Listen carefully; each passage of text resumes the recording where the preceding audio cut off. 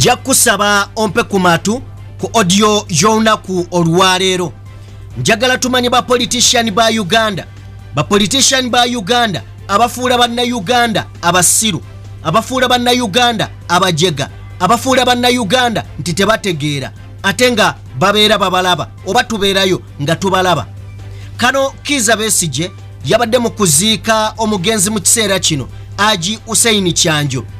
Yakoze statement gye yakoze Kano Kizza Besigye yabadde egamba nti ye tagenda kulinda kalulu ka 2026 ayagala kigwe mu kiseera kino. Retired Kano Kizza Besigye yagasseeko ebintu bingi. Njagala muwulire obwongo bw'aba politician ba Uganda n'engeri gye batufuulamu abagwagwa n'abatategeera. Wayise akaseera katono Kano Kizza Besigye waliwo abakulu mu kibiina kya FDC okusinziira ku nsonda ez'omunda n'amawulire ge tugenda mu maaso n'okuba nga tufuna gagamba nti tebaagala Kyagulanyi Ssentamu ne baagala kumweyambisa okulaba nga bajjawo Nandala Mafabi ne President Museveni.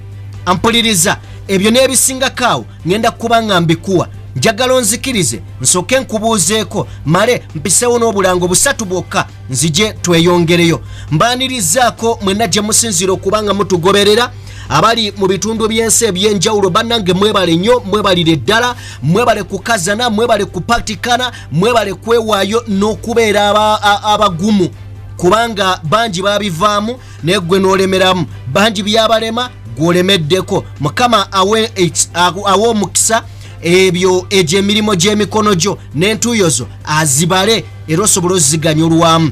Njagala kubanjulira Haji Abdungabo mulombi wa dduwa munoonyeeko munnayuganda munnange mu ngeri emu. Nja kusaba njagala kwanjulira Haji Abdungabo ono mulombi wa dduwa munoonyeeko ku namba y'essimu gy'olaba mu Qur'ani awo mukwano gwange mu ngeri emu. Tutambula ne Alihila Holdings Uganda Limited nabo banoonyeeko munnayuganda munnange ate era tutambula ne Kauka Derrick Investments Uganda Limited nabo bakabaka mukola obuyinja obuzimbisibwa ennyumba. Njagala olunaku olwaleero nga tetunaba kubanga tugenda wala wa video yaffe like mu ngeri yemu genda maaso n'okubeera nga ate osubscribing eyakatwegattako. Njagala tutandikire wano omanye obwongo bw'aba politician mu ggwanga Uganda era gwe eyeesiga ba politician kusaasidde. Njagala owulire ebigambo nga bwe tugenda okubitambulamu. Njagala kubanga nkutegeeza mukwano gwange nti ekibiina kya FDC fenna tukimanyi nti kyagwamu nabe, kyagwamu obuzibu nti waliwo tiimu Katonga ekulirwa Retired Kano Kizza Besigye, waliwo tiimu FDC oba tiimu Najjanankumbi ekulirwa Nandala Mafabi ne Patrick Boy Amuli. Ati ampuliriza wawe njagala okujja okusinziira ku bigambo bya Retired Kano Kizza Besigye agamba nti si mweteefuteefu kulinda kalulu ka 2026 okujjako General Museveni era atugamba nti ye mweteefuteefu okulaba nga alwana okujjako mwami Museveni nga tetunaba na kutuuka mu 2026. Ebyo nanga biri awo waliwo okwekalakaasa okuteekateekeddwa.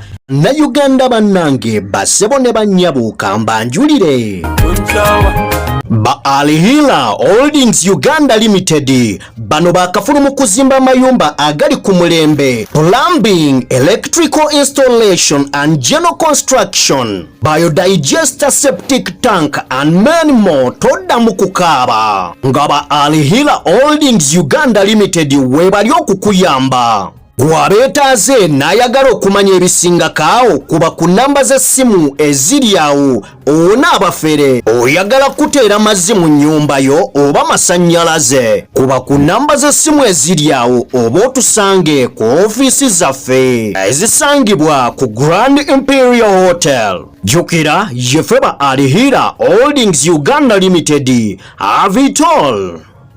Era nga batugamba nti no bagenda kubeera nga beekalakasa okwetoloola eggwanga okulaba butya bwe bagenda okubanga banunulamu eggwanga. Bino byonna babyesigamiza okusinziira ku nsonda eziri munda mu FDC zitulaga nti waliwo abakulu abagamba nti oba oliawo bagenda kweyambisa Robert Kyagulanyi Ssentamu si kuba nti bamuwagala, wabula baagala kumwegattako basobole okuba nga balwanyisa Nandala Mafabi okuva mu FDC mu ngeri y'emu n'okulaba nga bajjako mwami Museveni era nga bagamba mu kiseera kino Robert Kyagulanyi Ssentamu yaliko amasannyalaze mu kiseera kino yaliko amaanyi kale nno oba baagala oba tebaagala bateekeddwa okuba nga bamweyambisa okugosa ebiruubirirwa byabwe.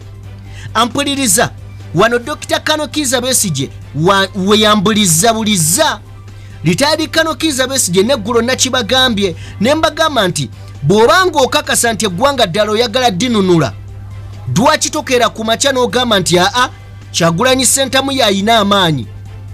Bw'abanga yayina amaanyi tusituke tugende twegatte ku ono. Dwaki gwe oyagala mwekukuutirizako bwekukuutiriza ng'ate gwe oyagala okukulembera front gwe atayina maanyi. N'ekirala kino kituddiramu ne kitugamba nti litaadi Kizza Besigye bwe baba nga bamuwa ssente zino azimanyiko mu mwaka gwa 2021 n'avaayo n'azoogera kati ddala abeeramu esimbu. Era njagala kubategeeza FDC eyina kyekwesa emabega. Era nze njagala bategeeza nti FDC yandiba eno stage pule eyina ebibalo byayo ng'ebirala. Ebibalo bino nga byagala kugwera mu NUP. Lwaki njogera bwe nti bw'owulira statements eziva ewa Kizza Besigye n'owulira mu kibiina munda ewali Besigye era Dr. Besigye yali agamba nti agenda kukolagana ne NUP bulungi nnyo ng'abakulu bakuba mu ngalo. Kyokka ate mwennyini mwe muva abantu abagamba Bobi Wine tetumuwagala, Kyagulanyi tetumuwagala, ne twetaaga omukozesa okusobola okugyawo Nandala Mafabi mu FDC mu ngeri emu n'okulaba nga mwami Museveni tumufunza tubeeko kye tumukola. Ebigambo bino njagala kutegeeza gwampuliriza nti FDC egamba baagala kuteekawo okwekalakaasa. Naye olunaku lwa jenaze nembagamba nti oba oli awo twandibadde tubeera beegendereza mu ngeri ki. Dr. Kizza Besigye bw'abanga tannaba na kubuulira ggwanga nga tannaba kuvaayo kugamba ggwanga butya bwe bagenda kwetaba mu kwekalakaasa ye kwagamba nti agenda kutegeka okwetoloola eggwanga. Dr. Kizza Besigye atubuulire nteekateeka ki ye zaalina era amobilizinze atya abantu okwetoloola eggwanga. Agenda kikola atya kubanga yagamba enkola za Bobi Wine ye taziriiko. Bobi Wine ayagala kuyita mu kalulu naye yebyo takyayagala nabbiwuliza yadde akalulu. Oba ntegeera kyentegeeza ye takyayagala bbiwuliriza kati ye kyagamba nti eggwanga ligende mu kwekalakaasa. Nenjagala mbooze okwekalakaasa tukitegedde kano kitugambye naye strategy ki gy'oleyinze okusobola okuba nga abantu bagenda kweyunitinga. Mu kiseera kino teri munnayuganda atamanyi nti nno twetemaatema. Teri atamanyi nti nno omunyankole tayagala muganda, omuganda tayagala munyankole, omusoga tayagala bino.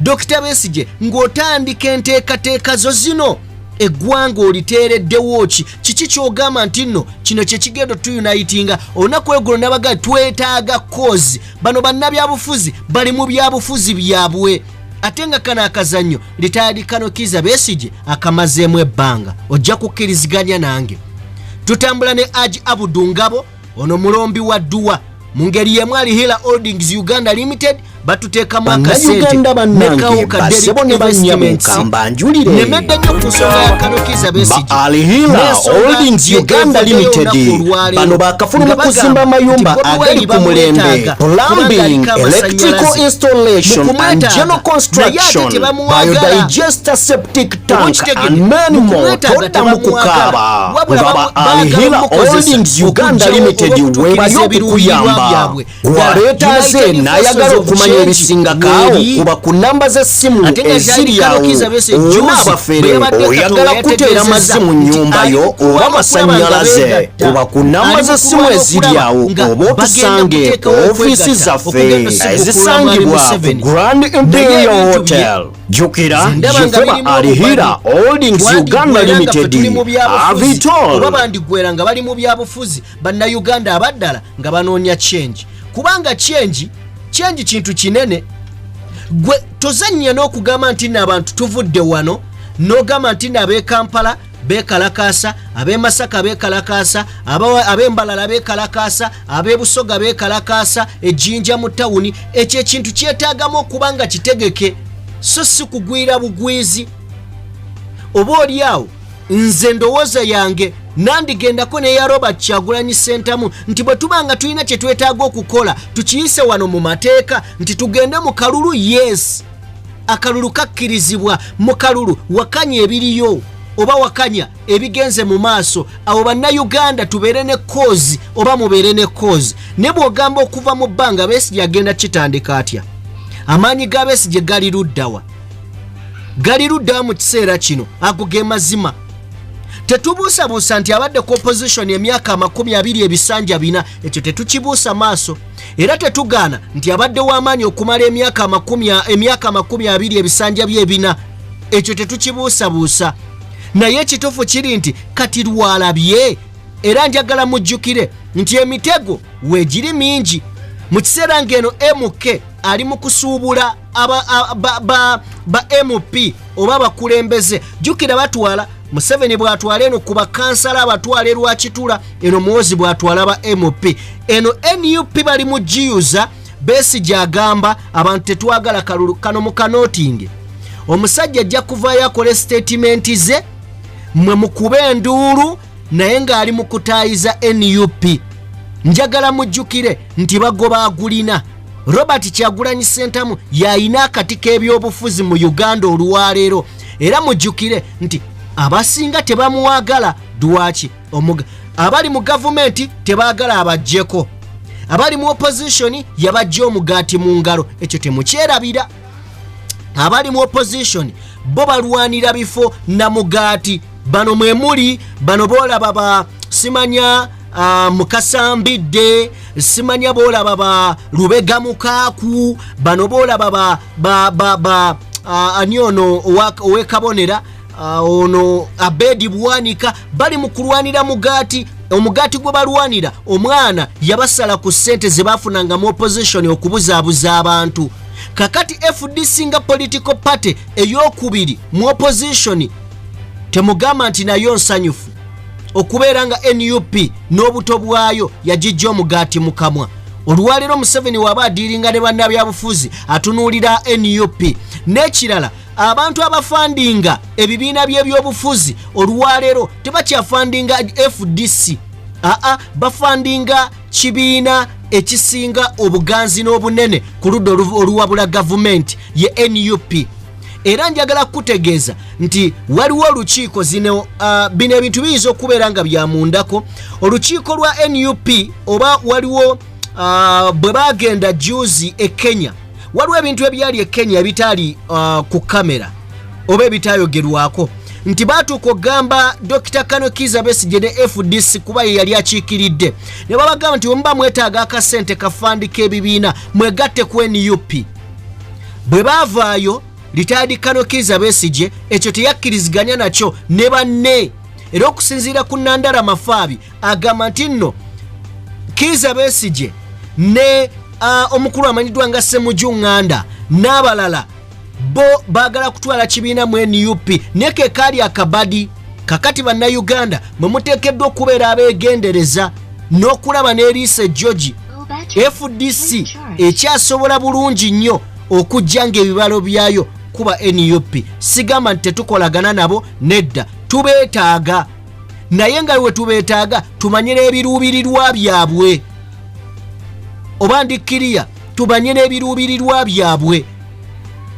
Yes, kubanga bano abantu bo amazima gali nti omugaati gwabavaako. Bwe gubanga gwabavaako balina okuyiiya engeri yonna. Lwaki sibateera wano? Nsaba Mukama Katonda omulungi ow'ekisa takuumira mpeera abankuumire. Mubeere bulungi, mweraba.